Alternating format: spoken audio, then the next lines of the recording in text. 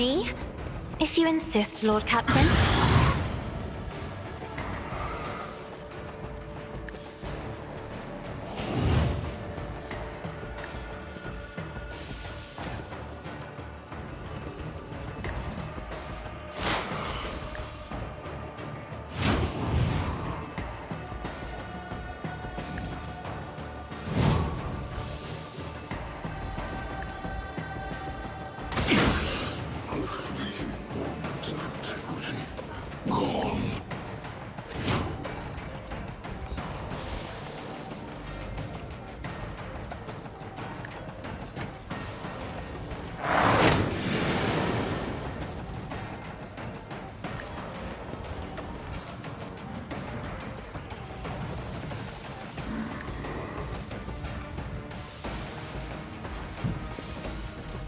Isn't this a job for the serfs?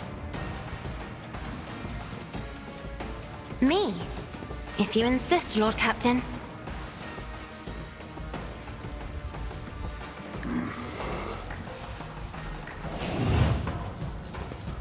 I am a navigator, not a servitor. Whispers through my existence. If I may.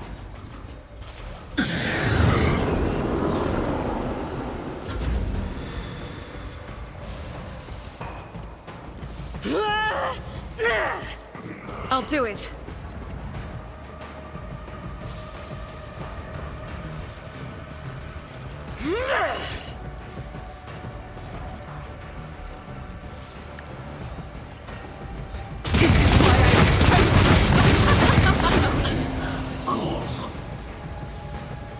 As the Emperor commands, I act. Faith without deeds is worthless. As the Emperor commands, I act.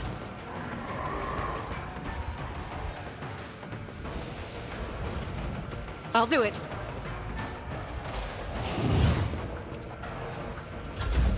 High momentum.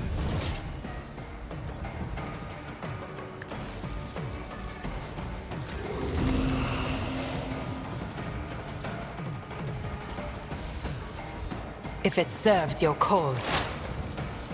I am not your Xenos pet monkey.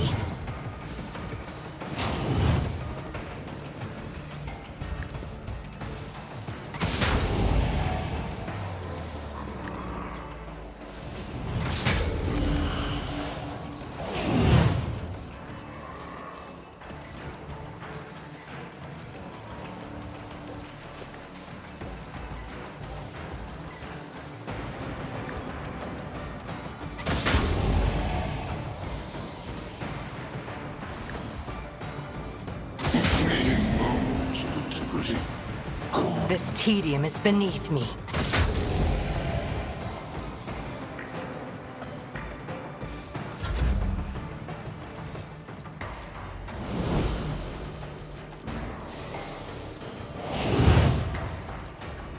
It's as good as done. A providence cannot On it. touch a star.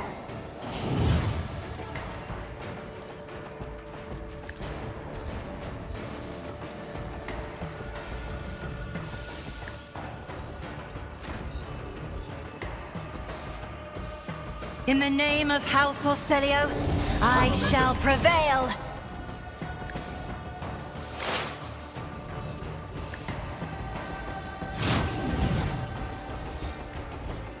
Okay, get him down.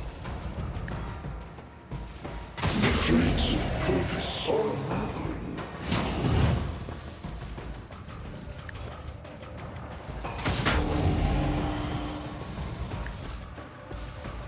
Fortune favors the swift. Damage a star. I will not. Stop trying, monkey. Oh, because we're out. We gotta reload, that's why. Okay. I was like, I should have one more.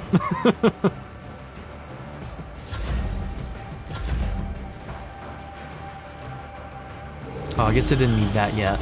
Should have waited.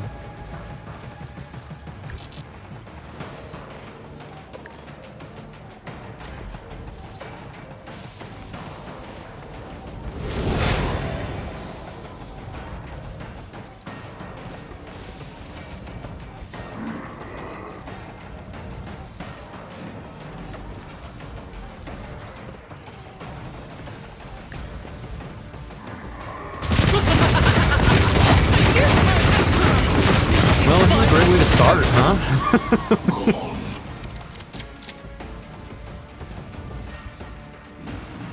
Now, if I do that... No, it still would only be one shot. As the Emperor commands, I act. With you, my Emperor!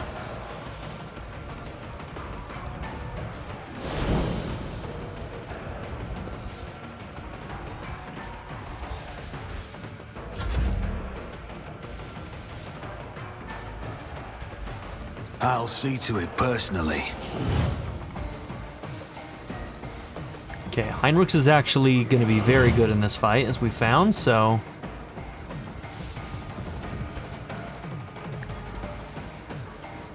The 490. Well done, sir.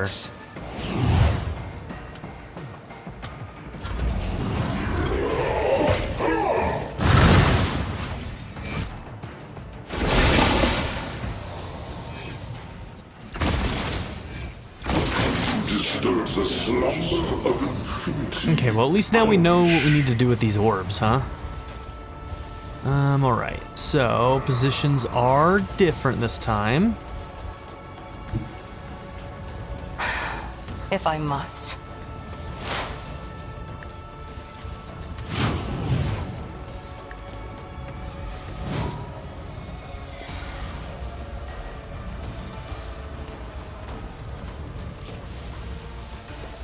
If it serves your cause.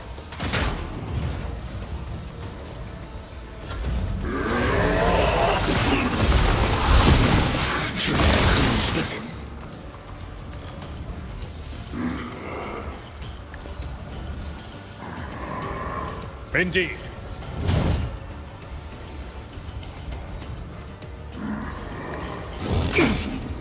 A fleeting moment of integrity, gone.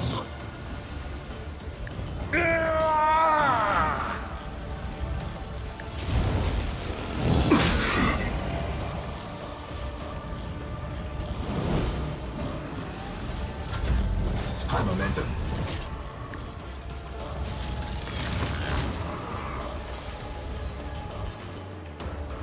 I won't object. Holy terror!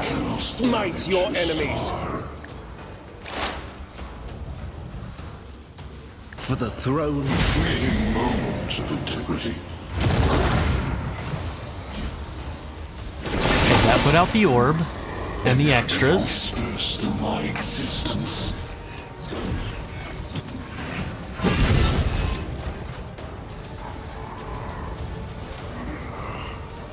But of course, Lord Captain.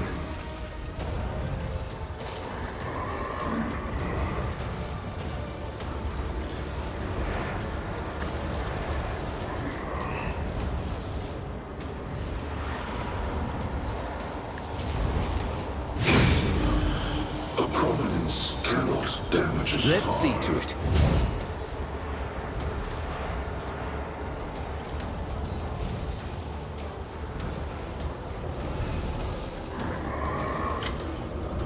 Let's see, this does...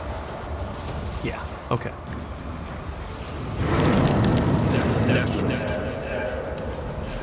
Someone's death wish is mine to grant. The Inquisition sends their regards. Nothing stands against me. For the throne. Echoes of time seek their last. The manufactured echoes beckon. Weapons of this paradoxes. Okay, where am I? There we are. Okay, let's see.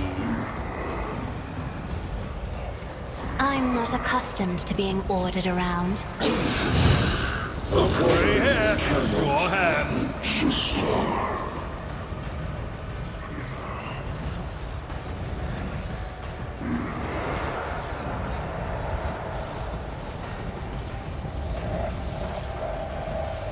Isn't this a job for the serfs? If only that were possible.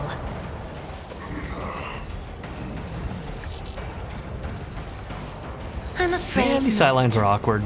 Damn.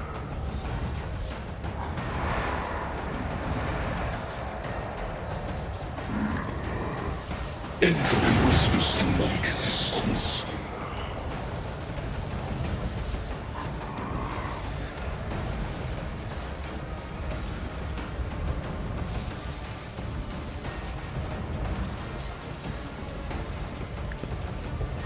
Fractured echoes I have suffered the singularity of annihilation.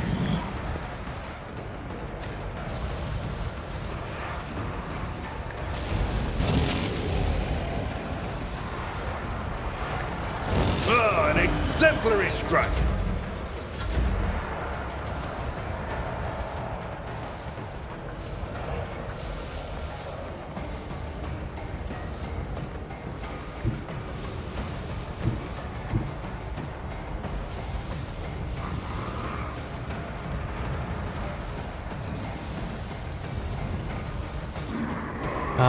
Okay, I think that is missing Cassia. Yeah? Yeah? Not. She's in big trouble. Okay, that thing is gone. A fleeting moment of integrity. I'll do it.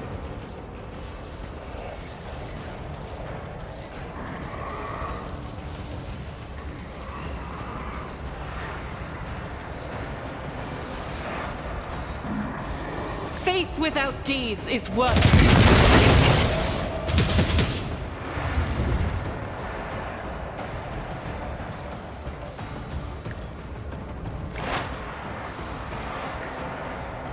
I am not your Xenos pet, monkey.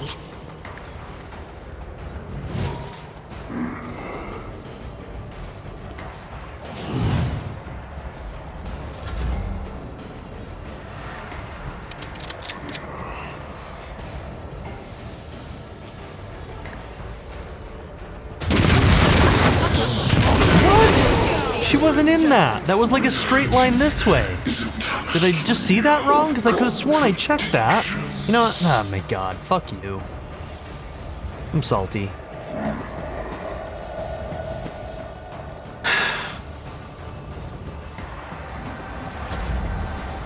That was stupid. My gut tells me it's a bad idea. Peek around the fucking corner, you shithead.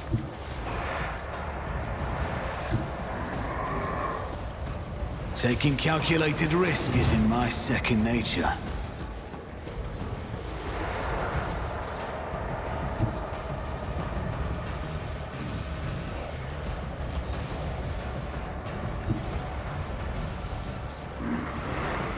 Be careful not to cross my gaze. A shattered divinity. I am a navigator, not a servant. Is faster than light. Get him.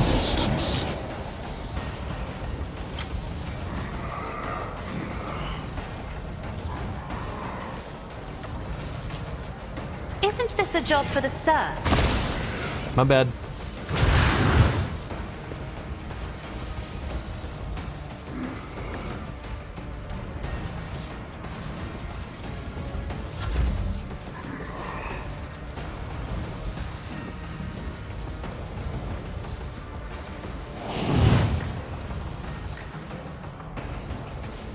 I'll make it happen.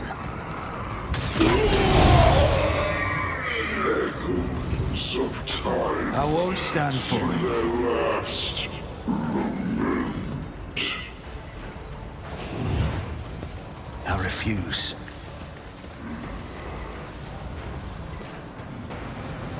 What else but a canvas of flames? Well done, girl. Even if you parried, I'm proud of you.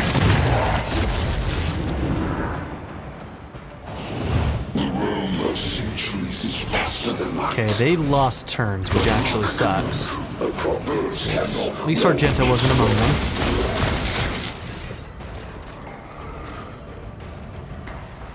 them. Okay. Heinrich's too, because he is very good in this fight.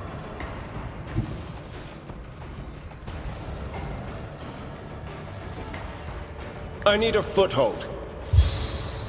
But of course, Lord Captain. I won't do that. Alright, am I gonna be screwed again because of these fucking stairs? Alas, no. Let's see to Alright, it. whatever. Fucking dumb.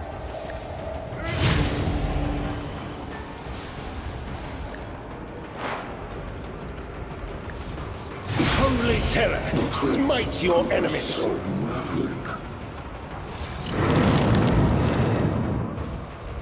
Okay, apparently Vel degradation is here. What happened though? Just changed?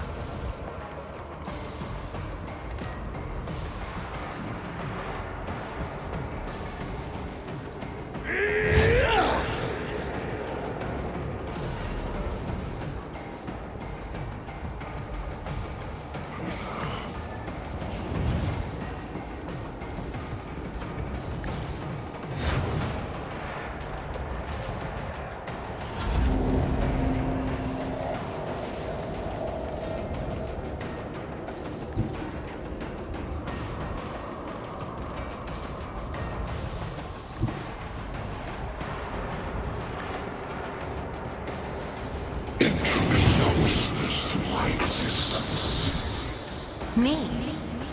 Is it insist, Lord Captain?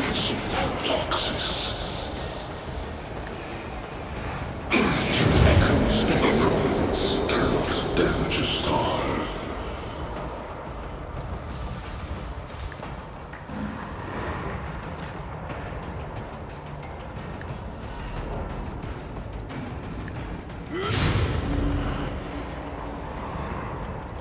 Naturally.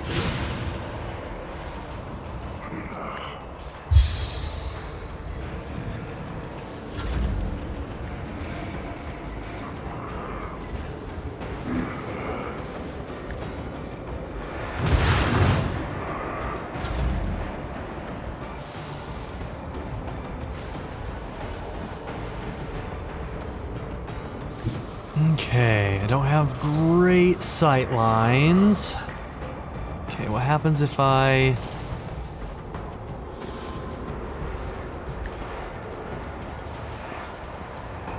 This is why I was chosen. See, it's just lying to me. Like, you guys all saw that spread. That wasn't the case. He wasn't in it. He simply was not in it. So what the hell? Whatever, I don't even care. We're gonna beat this guy anyway. And kick his ass. Fucking dickhead.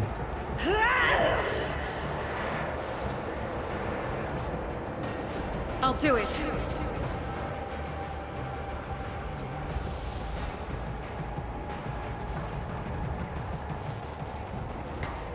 As the Emperor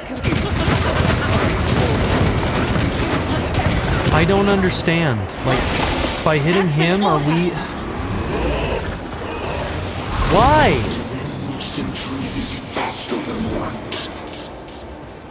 Does he have something new on that's like emitting damage?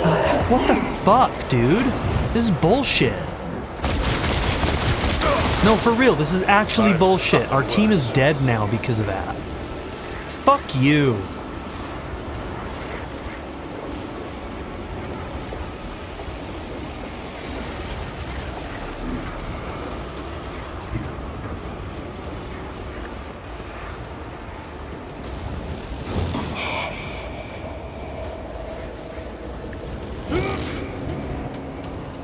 My biggest damage dealer's gone now, too.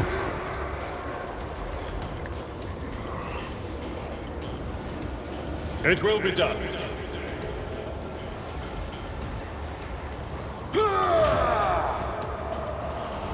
Pain and duty go hand in So wait, did hand. Argenta just lose the rest of her turn for no reason? What else but a canvas of paradoxes? Take the victim's place? What is this shit?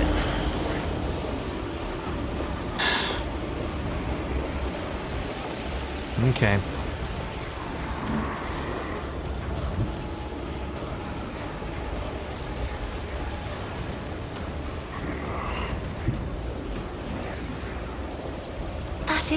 Alright, we just need to end this. I threw it away. I don't know what happened. I don't even know what it was. I don't even know what it was.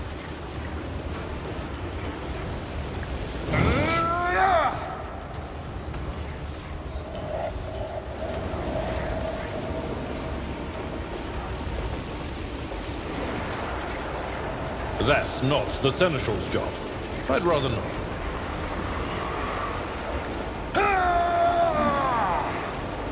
At your beck and call. Isn't this a job for the serfs?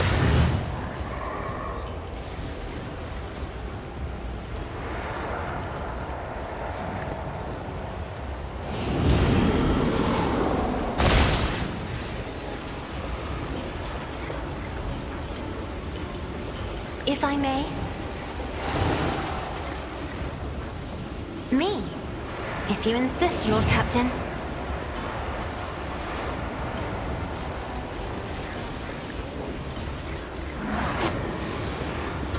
You don't frighten me!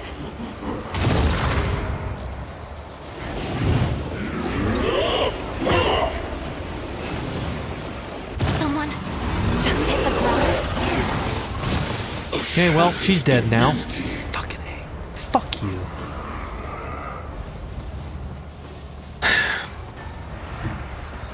Alright, we might have to do this one again, because I threw it away with those... is he emitting something? I have to look at this. And he's got so many things... This is what I'm talking about. Like, look at this. This is miserable to look through. This is why they need to have, like, an organization of these things. Buffs, debuffs, his abilities, their ability... Like...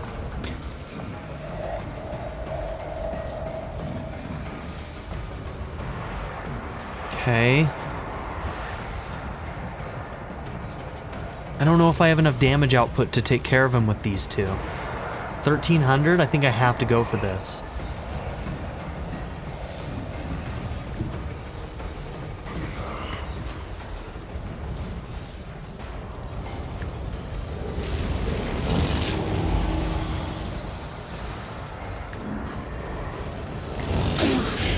The threads of purpose are unraveling.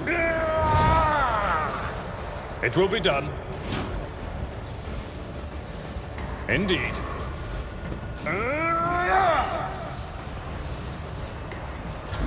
I'm salty.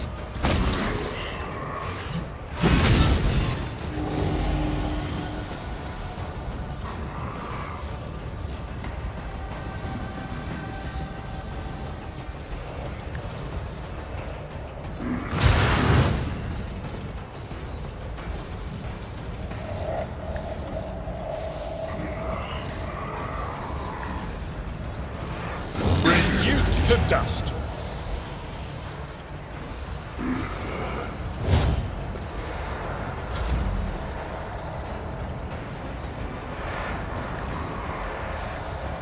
Frightened echoes beckons is faster than light. I'm not accustomed to being ordered around. Echoes beckon.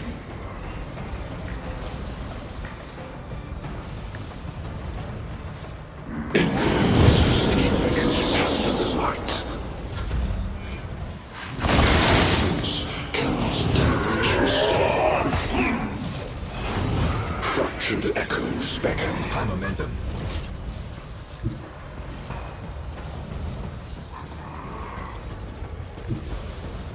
A tactically sound approach. Well, I should have done that after doing all of my attacks, huh? At your beck and... Let's see if this is enough. I will do my target well struck. We have lots of attacks, so I think it might be. An exemplary strike. Victory is if target well struck.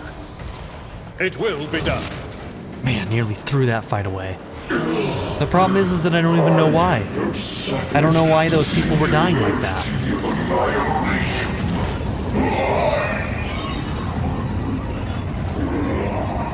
Yeah, I think they just need better readable stat sheets. Too many times in this game there's like things that happen, I'm just like, I don't even know what it is or why. Somebody will tell me in the comments, tell me I'm stupid, and frankly, you can just shut right up if you're that person. Alright, Catan Shard. The ancient monster struggles against the energy manacles of the yoke. Its impossible powers that make reality itself burst at the seams are now being forced into a compact dungeon. Quark by quark, returning it to a cruel and painful non-existence in the moment. It could struggle harder, but something is hindering it. You are the cause of these hindrances. Only now does the Catan Shard turn its focus to you, for the battle was nothing more than the reflexive resistance of an alien mind absorbed in a completely different range of thoughts and responses. But now it is thinking about you, and its thoughts are so corporeal that you can sense them and know them. It seeks an end to the confrontation. It is capable of resolving it in a way that would benefit all. More and more tears appear all over the Shard's form. As the yoke absorbs its power, it becomes increasingly harder for the Shard to maintain its physical structure. Each imperfection you inflict begins the star predator closer to imprisonment. Nomos, do not bow your head before our abominable precursor. It was begotten by the dark abysses of the past. It is a fragment of that which devoured stars and erased civilizations. It knows no benefit other than its own. Allow us to stand against it. This is our time, our impossible chance. Okay.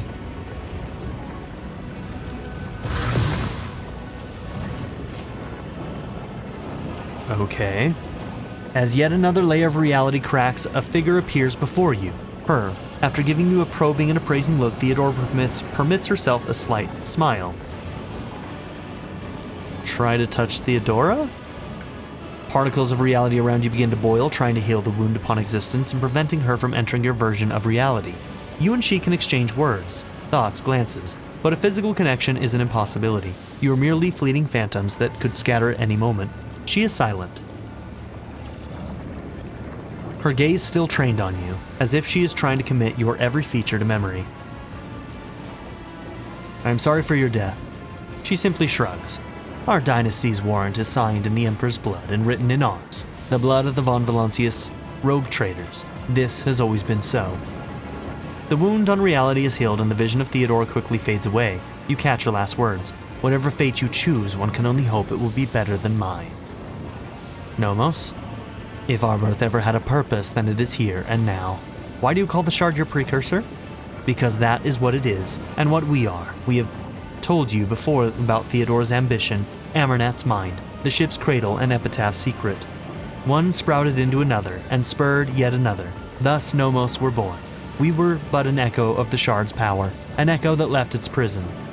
But we have become something so much more with your help. What do you intend?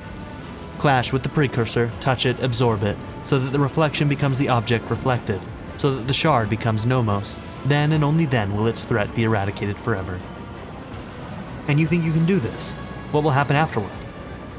We stand at the threshold of probabilities and outside the bounds of the predictable. It is beyond possible to know whether we can or cannot. But we believe that we can, and that is what drives us to try. If we succeed, we will obtain power beyond compare. We will become a shield against any threat, in whatever form it may manifest itself. Okay, think about the Catan. Mental contact is effortless. This is not communication. Such a powerful being cannot comprehend communicating with anyone but its equals. It simply bears the gift of making the other hear and understand it. So grand is the potential of its thought. Try to comprehend. It's the pinnacle of reality. It is eternity, dominance, omnipotence, individuality. The Catan is the original purpose behind all existence. The rest was born in order to contain, nourish, and be appropriated by the Catan. To the Catan, space is an illusory variable. To the Catan, time is a young and trivial phenomenon. For it existed for an eternity in the gaseous energy fount of the universe, before time was eventually born. To the Catan, fact and probability are mere abstractions between which it can soar on its electromagnetic wings. Currently, the Catan is not whole. It was shattered into lesser pieces, and so were its thoughts and powers. The feeling of emptiness is oppressive, and it yearns to become one again. Motives? It wishes to be. All Catan exists to spread and conquer, not to stay manacled within untime where it was entombed by the contemptible sentient tools. Away from all that is, the Catan wishes to ascend, sate its hunger, and embrace once more the pure exhilaration of claiming and taming reality. Alright, so it can't be freed at all. Understand the benefits. Power, eternity, comprehension. The Catan once chose to reign over the short-lived races and forged a new and glorious fate for them. It has learned from its mistakes. Now it will only bestow its gifts upon the chosen few. The Catan can grant your thoughts falter, for it is difficult for your mind to fathom the full scope of this word. The Catan can grant everything. Do not listen, reject the promises. Do not allow your mind to be clouded on the talk. No one is capable of receiving everything, or granting everything. Not even a star devouring Ingir. And this shard of an Ingir cannot even grant itself freedom. She's right. Okay, we can deliver a final blow, or allow Nomos. We're gonna allow Nomos, dude. Act now, my child. Base Nomos.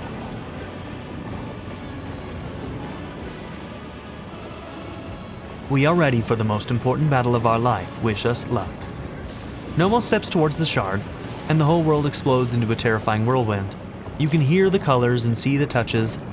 Ice burns your hands while fire leaves you freezing, and in the midst of the madness you can clearly sense a battle raging, a clash of two beings, one endless ancient and the other endlessly young.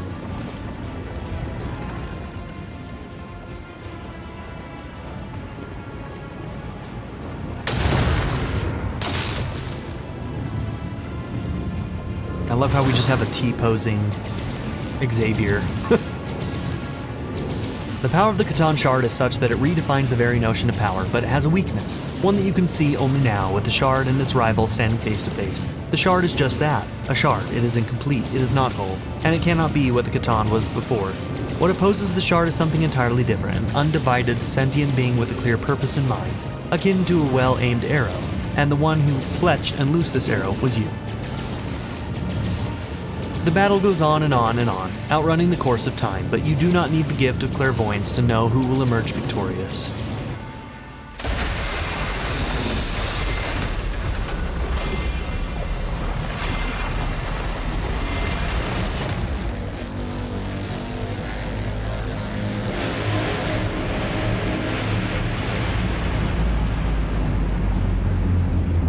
Owlcat still has some work to do.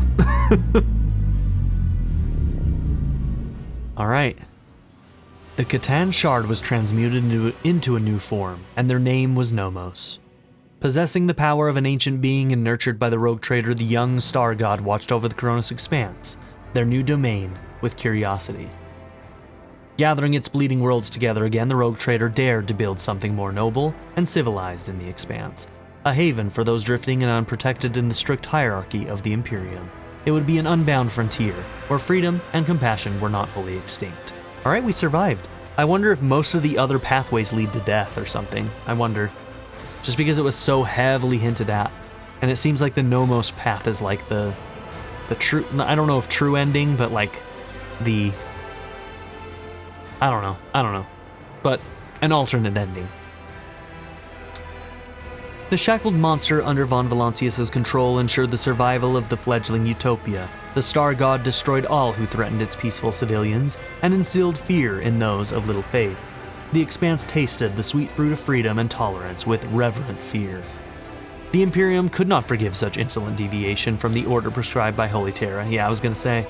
The von Valancius dynasty was accused of the seditious formation of their own empire. An invasion fleet gathered in the Calixus sector, and the lifespan of the young utopia was as short as its creators. Ooh, okay. Protecting the young kingdom of freedom, Nomos created dimensional barriers that cut the Koronus Expanse off from the Imperium, more soundly than the Great Rift. The humanity of the Expanse was left in isolation. Cool. Relying only on themselves, they either had to build something new and different from the Imperium, or fall to the horrors lurking in the darkness. The ideals that Vernacular von Valancius was committed to were alien to the Imperium, but close to the hearts of many in the Expanse. Anyone who could not resolve a dispute or who was denied justice rushed to the palace of the rogue trader in search of mercy. Having lost its leader and lacking a worthy successor, the Korda dynasty began to weaken. The grim legacy of the abominable Auspice revealed itself, and the Protectorate fell into chaos, grasping claimants tore the defenseless domain apart. Resisting the temptations that besieged him, Caligos Winterscale returned to his domain and began to piece together the shattered remains of his protectorate. Until his dying day, his actions and thoughts were dedicated to saving abandoned worlds and protecting survivors. Alas, he was not able to achieve much in the time he was allotted. He breathed his last breath on the same throne that he refused to leave for decades, adamantly refusing augmetics that would restore mobility and power to his legs. The cult of St. Drusus continued its indefatigable struggle to spread the faith around the Expanse and expose the vile transgressions of the authorities. The stronger and wealthier a planet was, the less its rulers wanted to see the black-clad preachers. Riots and assassinations pushed the cult to the place where it felt most confident, the frontier. Hieronymus de la Rosso remained the most revered priest in the cult of St. Drusus. He turned no one away, hearing confessions from pirates, bilge rats, deserters, and beggars alike. It might have been one of those undeserving wretches who infected him with the rare form of leprosy that robbed him of his sight. Yet his heart could always see the corruption in the souls of his repenting children. In the following years, the Cognizance fleet slowly and deliberately left the explored systems of the Expanse for the furthest remote regions.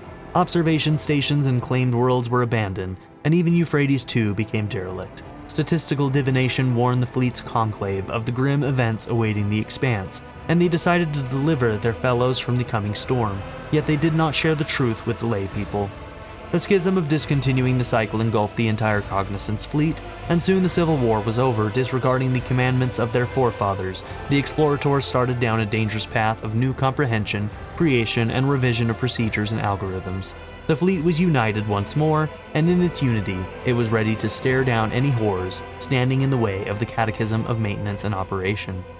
Majos Dominus Opticon 22, one of the first to hail the return of the Messiah, took the helm of the Mother Squadron of the Cognizance fleet. Unquestioningly embracing the teaching of discontinuing the cycle, he personally saw to the crushing of any renegades who did not accept the Messiah's word as truth, and earned himself the identifier Chrome Scourge. The crisis in the Expanse dealt a serious blow to the business interests of the Fellowship of the Void. Having no powerful allies, they retreated into the darkness of frontier systems. The hard life they faced there forged them into a new tribe, furious, wild, and willing to do anything for survival. They swore to return and retake what had once been theirs. For many years, old Ryza presided over the captains of the Fellowship. At the end of her life, she once again took the helm of a ship and led an unprecedented attack at the Mother Squadron of the Cognizance fleet, during which the attackers managed to seize a dozen transport ships loaded with the Omnissiah's sacred gifts. Violence throughout the Expanse put many on their guard, and as a result, the Casbalica mission's business declined. Soon, rumors surfaced among the cold traders about a so-called commission that had made it through the Maw and into the Expanse. Its professed purpose was to audit assets and take measures to restructure operations. These words carried with them an ominous threat. Vladame Takara, as Liege of Footfall, survived 14 assassination attempts and thwarted no less than 2,000 schemers before a shot finally took his life. Damn, what a badass. The esteemed Liege's funeral was held in great secrecy, with only his closest entourage being permitted to view his corpse, which spawned some peculiar rumors. Dude's still alive. The Imperial Navy was wary of the rise of Von Valancius. They saw themselves as dogs guarding the flock of the Emperor's subjects, and there was a new master of the pack. Therefore, the dynasty was watched with utmost diligence, and the admirals feared that one day they would have to go to war against the rogue trader. Chartist Captain Asterius Thorfast founded the Thorfast and Companions Merchant Company, excelling in trade and acquiring a substantial escort fleet. After 3 decades, he traveled to the Maw to return to the Imperium in hopes of obtaining the fabled warrant of trade. It is not known how this venture ended. When the rogue trader's apostasy became apparent, the Imperial Navy fulfilled its duty and fought the Von Valancius dynasty. The Battle of Dargonus ended in resounding defeat, and the surviving ships fled to distant systems. Disheartened but not broken, the captains vowed to rebuild their forces and plan raids into the apostate territory. Dargonus grew and prospered until it became the capital of the Koronus Expanse. The planet was like a giant magnet whose pull held together the worlds of the Expanse, absorbing the treasures and vices of the sector. Dargonus became the bastion of order in the Expanse. From here, punitive expeditions were dispatched to tainted worlds, and entire spires were occupied by officials and bureaucrats of the Imperium. On many planets, the expression "a man from Dargonus" soon came to mean a fearsome inspector with the power to impose punishment. Kiava Gamma washed off the stain of its former defilement and became known as a pious and productive world. Hard work and inquisitive study of the mysteries of technology glorified the Deus Mechanicus. The parasitic demigod was no more, freed from the tyranny of Null Khalif. Yavagama surged with new life. Spires grew, factorums multiplied, and greedy transports jostled at the docks. Only occasionally a mysterious data ghost manifested in the new sphere of the sacred workshops and proclaimed with dismay, "Error, calculation interrupted," but no one knew what calamity it was trying to prevent. Janus was conquered, the Xenos spirits were exorcised, and the wilderness was subdued. The fields grew until they covered the entire planet, and billions of tons of provisions were harvested there. Janus had become the breadbasket of the Expanse, and to threaten it would be to condemn millions to starvation. The dark rule of the Seekers of the Forbidden was established on Janus. While terrified serfs toiled in the fields, in the lofty castles, wise renegades studied the knowledge of the Xenos, learned their filthy language, and embraced their culture. The mists born of irrigation devices hid the evil work from the righteous.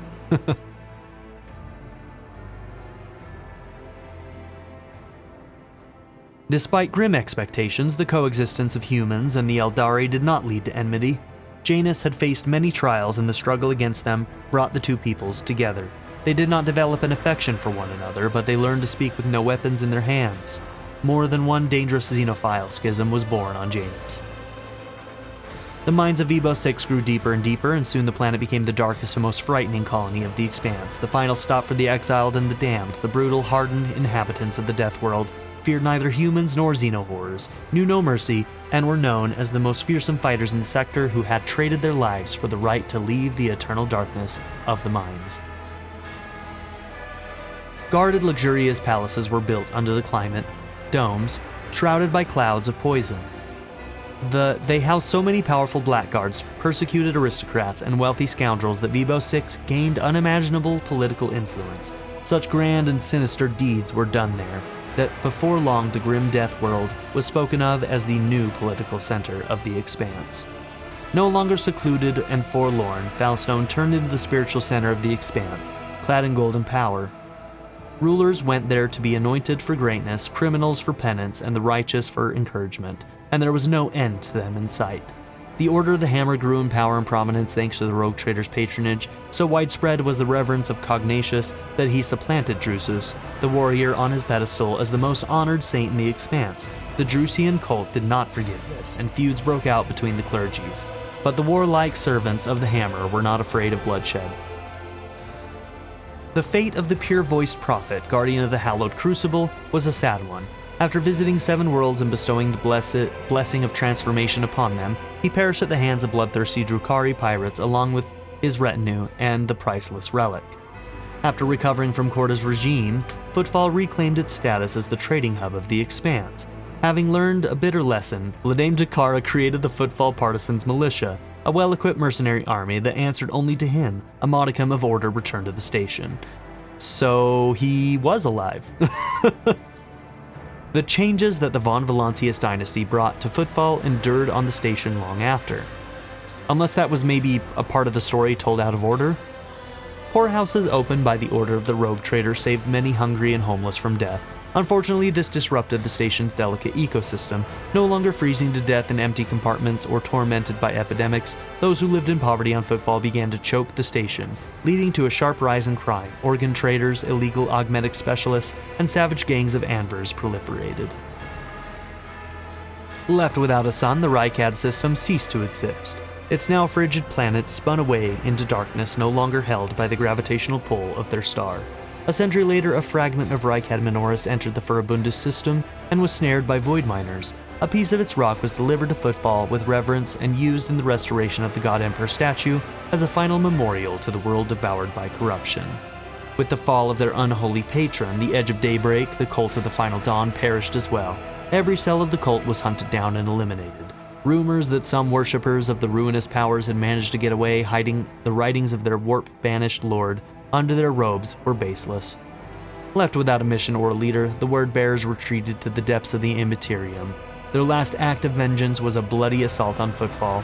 The populace of several asteroids was exterminated or enslaved, and the statue of the God Emperor was badly damaged.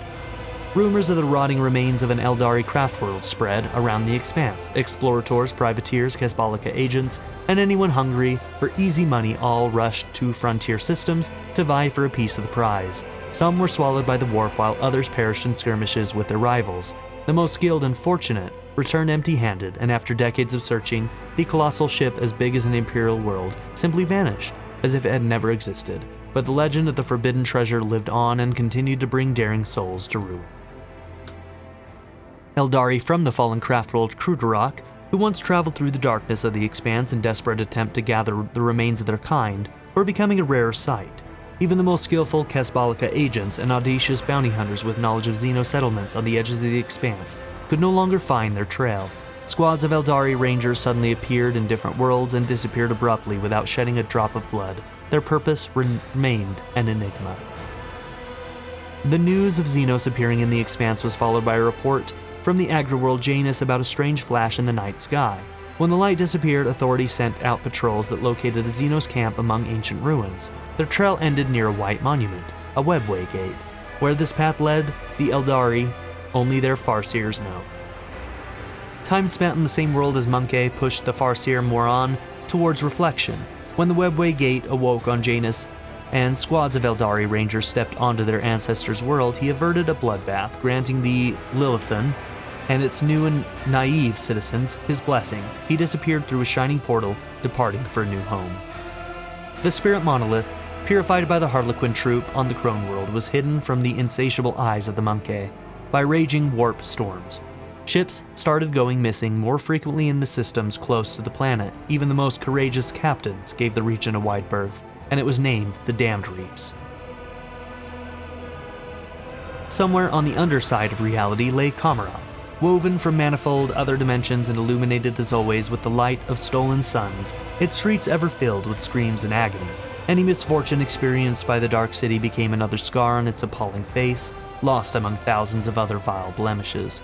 As long as pain pulsed in its blood-soaked spires, the insatiable and unshakable Kamara continued to its flight through the webway, along with its unchanging ruler, the leader of the Cabal of the Black Heart, and the most dangerous of all Drukhari, Asdrubal Vect. The fall of the Cabal of the Reaving Tempest united Kamara for a brief and bloody moment. The elites of the Dark City set their squabbles aside and found a new game in tearing apart the domain of Archon Yumeris. The fate of the Reaving Tempest reminded the other Cabals that nothing lasts forever in the Dark City save the city itself. Leaving the Necron systems behind, the Star God vengefully obliterated every tomb world of the ancient Xenos race. The old hatred of the Catan, betrayed by their deathless servants, whispered inside him. The voice of Voxmaster Vigdis Suri Ota of the Ptolemon dynasty has long resounded in the Expanse, bringing hope and trumpeting the arrival of the merciful rogue trader. Known for her wisdom and acute understanding of ship systems, over her long life she taught many generations of future Voxmasters from the Ptolemon dynasty. Her body was built into the bridge itself, and in times of need her voice flowed through the Vox, dispelled delusions and despair. After years of dedicated service, Master Helmsman Ravor was granted, despite his objections, the privilege of rest. The wise servants of the Omnissiah implanted an augment into his brain that restored his ability to sleep. Oh, that's nice. Soon afterwards, something unprecedented happened aboard the ship. The Master Helmsman overslept and missed the start of his watch, but his temper did become much more agreeable from then on. Many years later, High Factotum Janrus Danrock sought permission to retire. He said that age had softened his heart, and that a more worthy, young, and assertive successor should take over his position. There was no shortage of candidates. Under all that fat, Danrock had a sentimental heart. He spared nothing for the orphans of those who had died serving the rogue trader.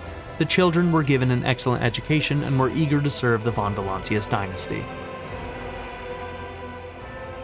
Urban Drivistum cared more about preserving the influence of his line than the well-being of the Protectorate. His blind ambition lost him his governor's seat, oh good, and the respect of his family. Within a few generations, one of the largest house of Dargonus turned into an obscure family of petty aristocrats. Yeah, he didn't deserve his station. Toriana Goprak missed the opportunity when her family, which had previously functioned like a well-oiled machine, started to fall apart, racked by infighting. Among her distant relatives, many blamed Toriana for the Kiava Gamma disaster. Soon, the Gaprak family splintered into warring factions and spent centuries locked in a violent struggle, only occasionally punctuated by futile attempts to reunite the house. Macarius Sourback was loyal to the rogue trader to the last. Despite all the rumors to the contrary, finding little affection among his subjects or family, he stayed true to himself, remaining a forthright, severe, and pious person. Macarius strived to ensure that every soul in his charge felt justifiable dread before both him and the God Emperor. Members of House Valancius served the dynasty faithfully and loyally, amassing more and more power, as they should. A century later, they had finally gained the respect enjoyed by other noble houses.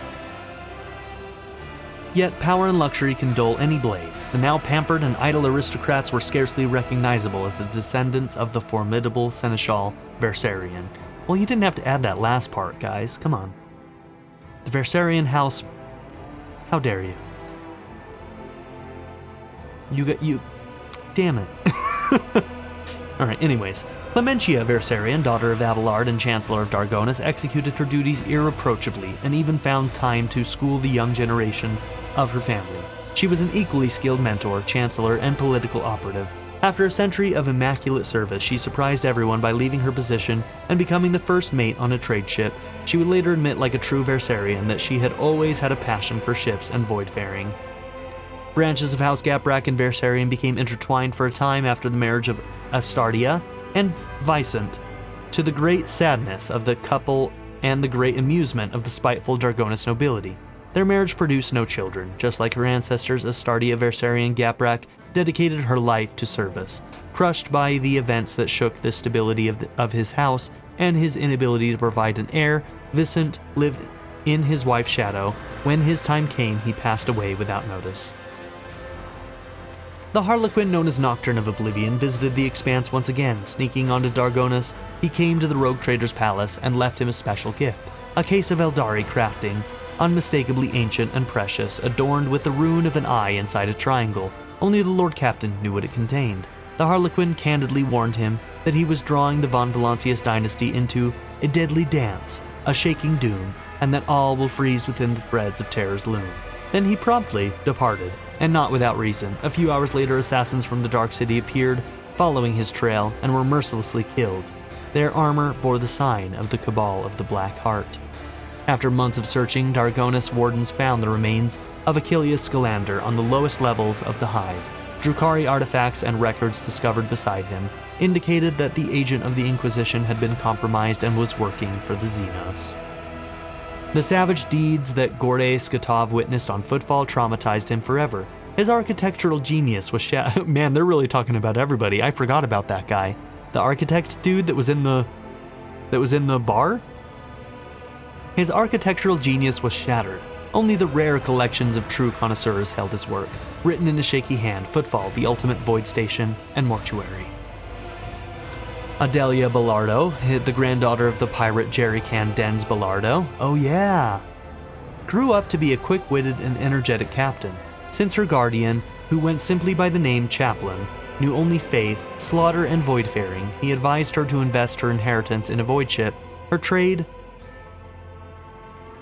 clipper, the Snake, traveled to all the settled worlds of the Expanse and to many uncharted ones as well.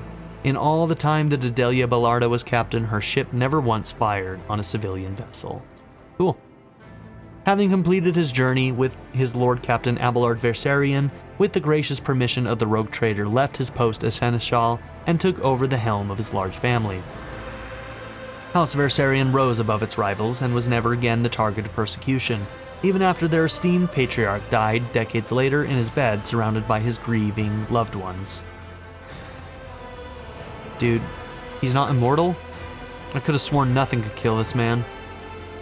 Abelard's shining memory was blighted only by rumors of a creeping madness in the twilight of his life. Many said they had seen the esteemed Seneschal talking to someone unseen, in a voice filled with unusual tenderness and sorrow. He was talking to, why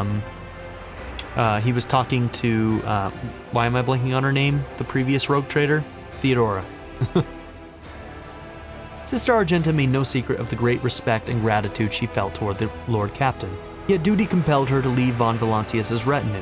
With the blessing of the ecclesiarchy, she founded a minor order of the Adeptus Sororitas, the Order of the One Star, united around the keeper of the sacred relic. Its sisters protected the faithful from the danger still lurking in the Expanse. The wider order and its courageous founder very quickly became heroes of legend, instilling hope and inspiration in the hearts of Terra's faithful children. Yet the conflict between the Imperium and the head of the von Valancius dynasty could not but affect the young order. Some sisters demanded that Argenta denounce her former commander. And what did she do? Unable to choose between the order she had created and the person without whom she could not have completed her journey, she stepped down from her position and went into exile. Interesting. Despite everything, love for her among the people of the Expanse only grew. Argenta would be the heroine of songs and tales of centuries to come, a radiant angel who would appear in the darkest hour to protect innocence from the forces of darkness. The Mercatum Tabula Officiale unlocked a sea of possibilities for Jay Hidari. She left the Kasbala Commission and became an independent agent. Choosing one's destiny is a unique gift that ordinary mortals would never dare dream of, but Jay was no ordinary mortal. She found new friends, skillfully danced along the knife's edge between trade and piracy, stole from the strong, granted mercy to the weak, and even brought a couple of modest planets, and even bought a couple of modest planets, and she never ever betrayed herself. Half a century later, a fledgling rogue trader whose name is now forgotten brutally crushed Jay, accusing her of abusing her power. The rogue trader conquered her worlds, exterminated her people, and did everything in her power to wipe Jay's name and vulgar deeds from the Expanse's memory. Ooh, it's kind of a dark ending to her story, huh? Heinrich van Kalox, the former interrogator of the Ordo Xenos, took the mantle of the Lord Inquisitor after his mentor's death, receiving both the Inquisitor's rosette and the duty of defending the sector from the enemies of humanity. Van Kalox became the new warden of the Koronus Expanse. Von Kalox declared a relentless war against the enemies of humanity, be they Xenos, servants of chaos, or heretics in the Imperium's own ranks. The Inquisitor fearlessly eliminated numerous nests of corruption in the Expanse. A few decades later, he was assassinated by a criminal cartel. Some say the Kasbala Commission, sick of the unrelenting servant of the law, was involved in the Inquisitor's killing. In her journeys with the rogue trader, Cassia Orselio experienced all the hardships and delights of the galaxy. The invaluable experience and new knowledge helped her to finally conquer her fears and accept herself and her powers. The Lady Navigator became Novator of her house, tasked with addressing the consequences of Tisiphane's rule and the chaos that followed her disappearance. For the duration of her reign, she patiently worked on uniting the feuding branches of the house, forging alliances, and expanding the influence of House Orselio. Hell yeah, Fish Queen! My goddess. The Starway Atlas, which contained the memories of Tisiphone and the Satala clan, lost its power. House Orselio's navigators once again had to rely on skill alone in the depths of the Immaterium. Many lost their lives, but those who survived the crises became hardened veterans and pillars of the house. Most of those fortunate souls were young and brave, too few among them were old and wise. Despite scandalous rumors about a love affair with the rogue trader, Lady Navigator Cassia continued to accompany her lover among the stars of the Expanse for a time. Oh yeah, so scandalous.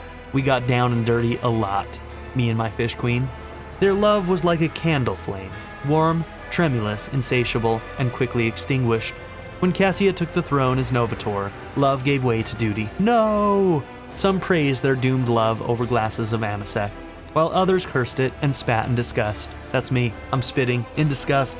Yet, even after entering an arranged marriage and passing on her precious genes, Cassia kept in contact with the only person she had ever fully loved until her dying day. Fish Queen can't be kept down. I don't know what else to say. You know? Can't be kept down. Alright. Edira Talas lived several more years after the Rogue Trader's grand campaign on Epitaph. Despite her short life, she left behind many legends and tales of her adventures in the Lord Captain's service and the terrible warp phenomena that she manifested. Shortly before her death, Edira vanished from her post. Jay disappeared with her. When Jay returned many cycles later, she declared that Adir's last days had been full of joy and adventure, and that her greatest pleasure had been watching the Void Whales play. In announcing the discontinuing of the cycle, the Amarnat Collective instilled terror in the hearts of those who revered the theorems of purity, but it gave hope to others. After gathering its disciples and recruiting servo soldiers from vassal planets, it ventured to the worlds of the Screaming Vortex and to the infernal forges of the Dark Mechanicus. This march of reindoctrination was meant to seize the stolen secrets of the Omnissiah from the hands of the heretics, temper the cult in the fire of battle, and transform it into a tool for both eradication and comprehension. The fleet disappeared in the darkness, and only rare echoes of its astropathic messages were ever intercepted. The unit Abel Hanoiman continued his service to the Amarnat Collective in unity with 5 companion minds. He rediscovered the joy of direct cognitive communication unmarred by inborn otherness. While outwardly silent, he joyfully described the images, concepts, and ideas that the Omnissiah revealed to him. Fulfilling his function, he overflowed with the exultation of efficiency. For many long years, Yurliet traveled at the rogue trader's side, helping him decipher the secrets of lost Xenos races and lending him the wisdom of her kind. Half a century later, she sensed that it was time to say goodbye. The path of the outcast had come to an end. After bidding farewell to her Elentok, Yurliet made her way to her surviving kin.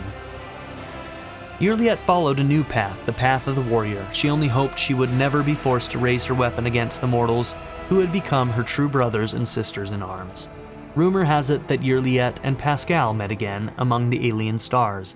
A band of Eldari warriors were trying to protect an ancient planetary edifice of their people from the covetous servants of the Omnissiah. Upon learning that Yurliet was leading the Xenos, Pascal personally descended to the planet and struck down his former comrade in arms. Her death did not stir any feelings in his metallic heart. I immediately regret making you a Messiah, Pascal. You're dead to me. You are actually dead to me. You killed Yurliet? You son of a bitch. If we ever play this game again, I am not. I'm getting him out of the party. I'm gonna kill him. I'm gonna kill him. Dead to me. The Xenos Mirazai Azraesh vanished without a trace after his powerful patron betrayed the unholy alien into the hands of the Holy Inquisition. He's actually dead. I killed him. Such was an echo of the deeds of the rogue trader of House Valancius, deeds that transformed the Koronus Expanse and prepared it for events even darker and more violent. But those are the events of a different story. This one has come to an end. Ooh, the end. Okay. It's gonna lose my voice. My goodness. Alright. Quite a fun game.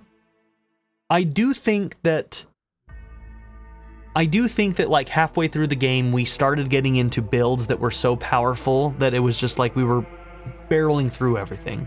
Until the Urlon fight, that was the only fight that was difficult really.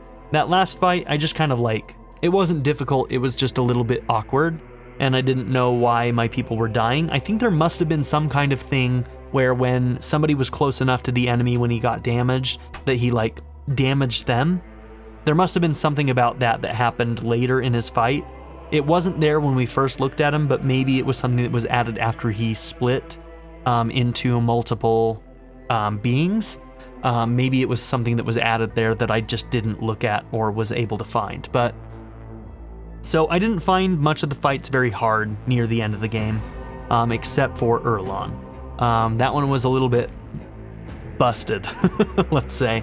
But yeah, I think overall I really enjoyed the game. I think that it still needs some work. And there definitely are still some frustrations that Owlcat needs to sort of like even out, roughen the fine edges, right? But overall, I had a really good time, and this is my first venture into the 40k world, and it was really, really fascinating. And now I'm hearing that there's going to be a TV show that is based in the 40k universe, and I'm going to be very excited to see that. You know, where I might go into this universe in the future, I don't really know. We'll have to see. But it is a fascinating world, and we only got to see one little part of it, and that's the Expanse, which is like the outer reaches of the Imperium's rule. So we only got to see part of what this universe has to offer, and there is so much more from what I understand. So it's really exciting to be, introduced into this world that is very, very deep, very, very wide, and has so much content and potential in it. I think that a couple of the pain points were definitely, obviously, some of the weird bugs. Recruiting Ulfar, Act 3, that had a lot of problems with it. But yeah, overall, I'd say that I had a great time with it. Frustrations aside, definitely had a great time. And the frustrations were few and far between. When they happened, I was really, really frustrated, I feel like, but I think that they were a small enough pinprick in the overall experience. I mean, look at this. It's episode 100 and, I don't know, maybe 18. I don't know exactly which one this is going to be for the final one. Probably 18. But that means that we put in 118 hours plus. And out of those hours, I was maybe frustrated for maybe 2 of them in total, if we added it all up. So, that's not that bad. That's not that bad. So, I do hope that they do continue to, iron out some of the bugs. I know that this isn't the biggest development team. And frankly, I am going to, in general, be more forgiving of smaller teams than I am of big AAA, giant, 100-plus teammate, I'm going to be more forgiving of an Owlcat Games than I am going to be of, like, an Ubisoft game or something, right? Just because of the resources that are available to them. And I think that they did make a good game. So, good job, Owlcat. I do hope that you continue to get better and continue to iron out some of the bugs that are already in the game. But, great job. This is a fantastic world. I feel like we got a really good ending. It was really fun. A lot of the outcomes that we had there were pretty cool. I'm really, really pissed that Pascal was the one who killed Yurliet. I'm really pissed about that. And I kind of knew that our fish queen wasn't going to be able to stay with the rogue trader her entire life, so her story made sense, and I just wish her the best. Fish queen is a goddess, and her and Argenta were easily just absolute god tier units. Unkillable. So, yeah. Anyways, let me know what you guys think about the game. Let me know how you feel about the bugs and some of the areas that maybe I liked and some of the areas that I was frustrated with. Did you agree with those same areas, or did you have issues in places that I didn't? Those are the types of things that I want to know. Let me know who your main party was. If you had Ulfar and what's his face? Not the Eldari guy, the Drukari guy, what their stories were like, what their side quests were like. Let me know. We probably will not be playing the DLC. I did want to mention that before we ended the series. From what I understand, it is meant to be mid-game DLC. That's at least what I've heard. And that means that we'd have to find a place in the middle of the game to do it, and I just don't think that I want to try and figure out where the optimal point to jump in is going to be, that sort of thing. And we're not going to be starting a new playthrough to do it, so yeah, we probably won't be doing the DLC that has been announced. I just wanted to mention that since I know some of you will be wondering. But who knows, maybe we'll see. Maybe I'll hear great things about it, people are going to love it, and I'll find a way to make it happen. But right now, I am definitely thinking that is not going to happen. So that's where I'm at the moment. Let's see.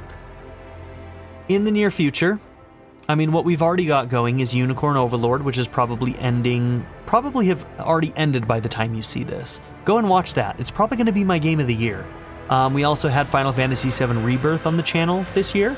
And in the near future, we are going to be playing Kingdom Come Deliverance, the first game. That's going to be something coming up this summer in preparation for the release that's going to be happening, I think, in the winter of this year before we roll into 2025. I don't think they've released a solid release date yet, but I do think that they were trying to release in winter of 2024, holiday 2024, somewhere in there. So I'm very excited about that. So we're going to be playing the first game on channel, something that I have played before. So go and check that out. Also, if you're just wondering like what other games I've played, you can always go to my playlist section. My playlist section of my channel will list all of the games. There will always be a playlist for every single full series that I do, and you'll know if it's a finished series. At the end of a finished series, it will always have in brackets somewhere complete. If it doesn't have that, that means that I may not have finished the game. There are a couple of series on the channel that we didn't finish, but those are pretty few and far between. Most games that I start, I do finish on channel, and they will be marked in the playlist. So go through that list, see if there's something in there that's going to surprise you. Like if you like this game, I guarantee you're going to like my Wasteland 3 playthrough. It's actually quite similar to this game. You should go and watch it, and not enough people did watch it, and it was a fantastic game. So do go and check it out. Did this get stuck? Okay, there we go. It's just loading. All right. So, boom. Game is done. Long lost worlds filled with unknown parallels. Okay, that's just, okay, never mind. I thought that was something new that it was telling us about.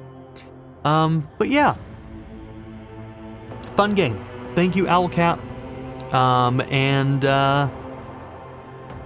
I'll see you in whatever's next. Go and find something else to watch. I have plenty out on the channel. So go and check it out.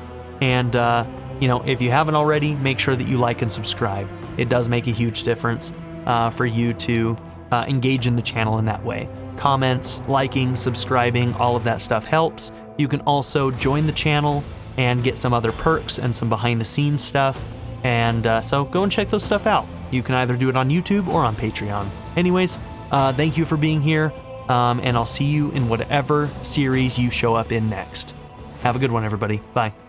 I'd like to give a very special shout out to my patron supporters: Darren York, ZTD, Knife Namaste, Chris Murphy, JW, Quinless, Vlado101, Bruce Wizzle, Black Mamba 90, Eureka Gecko, A Happy Fat Panda, Pedo Kuto, Shadow Raven, Hannah Kate the Great, Emily Kuzanoa, Philip Dougherty, Timothy Jansen, Skip, Daniel, Yell, Naya, Turkeyfoot 27, and Nadia N. If you would also like to join this tier or any others, check out my memberships or my Patreon in the description down below.